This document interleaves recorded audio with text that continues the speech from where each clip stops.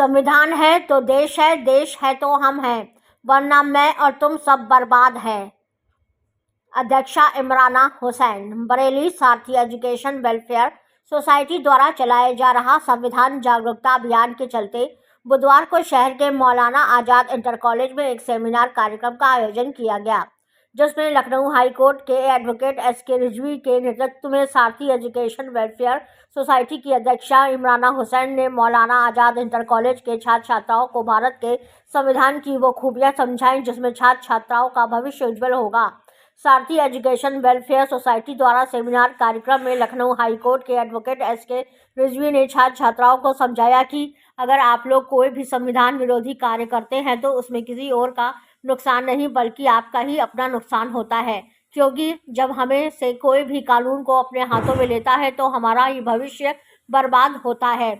आज के सेमिनार कार्यक्रम में शामिल रहे Faizan, Nadeem Iqbal, Imrana Hussain, advocate SK. Rizvi, Maulana Azad inter college के अध्यापक प्रदीप कुमार मिश्रा आदि। सेमिनार कार्यक्रम के बाद सारथी एजुकेशन वेलफेयर सोसाइटी द्वारा की गई प्रेस वार्ता को संबोधित करते हुए अध्यक्षा इमराना हुसैन ने कहा, संविधान है तो देश है तो हम हैं, वरना मैं तुम और वो सब बर्बाद है। जनगण की यही पहचान, घर घर हो भारत का संविधान। और बताया कि जो व्यक्ति विशेष पद पर बैठा है उसे व्यक्ति का कार्यकाल कितने समय का होगा, व्यक्ति के पास क्या अधिकार होंगे, उन अधिकारों का इस्तेमाल करना है तो उसकी सीमा क्या है, और यदि उन अधिकारों का गलत इस्तेमाल किया गया तो उसकी सज़ा क्या है, किस व्यक्ति को कौन सज़ा दे सकता है, और इन नियमों को कोई तोड़ता या अस्वीकार करता है तो ऐसी दशा में मिलने वाला दंड भारत के संविधान में लिखा है।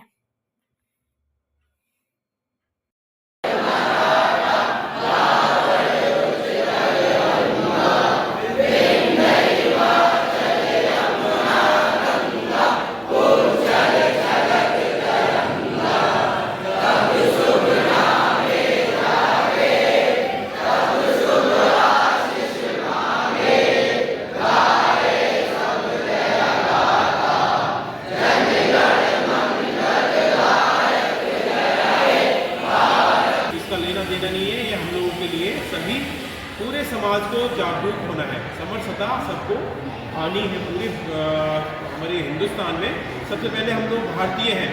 भारतीय होने के बाद ही हम लोगों के देश में जानना है कि हमारे संविधान ने हम लोगों को किस तरह से अधिकार दिए हैं, हम लोगों को कौन कौन सी चीज़ों पे बोलना है, कौन चीज़ों को हमें मौन रहना है, कौन सी चीज़ों को हमें आगे बढ़ाना है।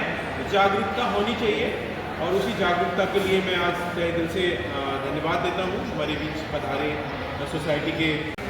आज मैडम जो प्रेस वार्ता यहाँ बुलाई गई है स्कूल में, तो क्या उद्देश्य है इसका? जी नमस्कार, आप सभी लोगों का बहुत बहुत धन्यवाद कि आप सब लोगों ने अपना कीमती समय हमें दिया।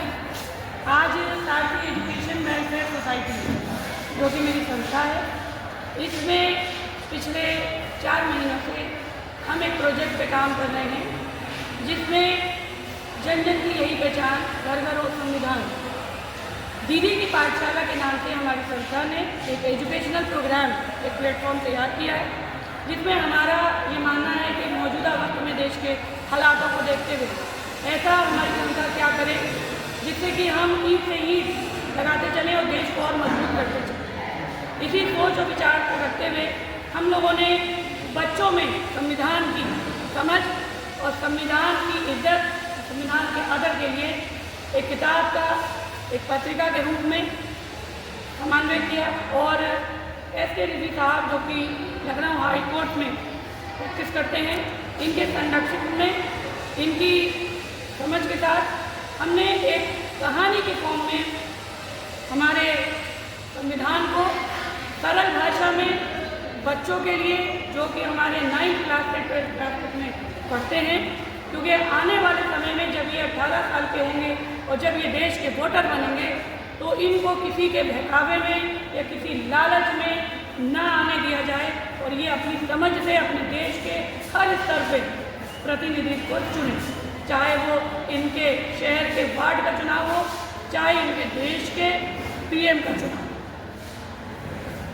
जानना चाहेंगे जैसे कि आप संविधान को लेकर इतना बढ़ावा दे रही हैं, लेकिन आपके समाज के ही कुछ आपके धर्म के लोग इस चीज़ का विरोध करते हैं कि देश शरीयत से चलेगा उसके। जी सर, देखिए इसीलिए मैंने कहा कि ये जो हमारी किताब है, इस किताब को इस 250 200-300 पन्ने की किताब बच्चे नहीं पढ़ पाएंगे, क्योंकि इसमें कई सारी ऐसी भाषा हैं जो वकीलों की भाषा है। हमारे बच्चे हमारे सब्जेक्ट ही पढ़ें तो बहुत है, लेकिन हमने सरल भाषा में बच्चों को यही समझाने की कोशिश की है।